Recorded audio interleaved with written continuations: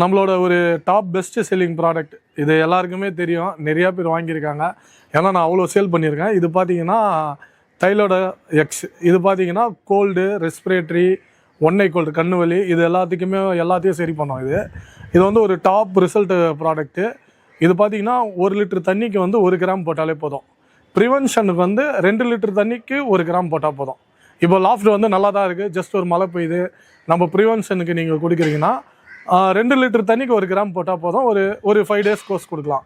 இப்போ லாஃப்டில் வந்து ஃபால்ட் ஆகிடுச்சு, கோல்டு இருக்குது, ஒன்னை கோல்டு இருக்குது, அப்படிங்கும்போது நீங்கள் வந்து 1 லிட்டருக்கு வந்து 2 கிராம் கொடுக்கணும். 1 கிராம் 2 லிட்ரு, ஒரு லிட்டருக்கு 1 கிராம் இப்போ க்யூருக்கு இது கொடுத்தீங்கன்னா 5 டேஸ் கொடுக்கணும்.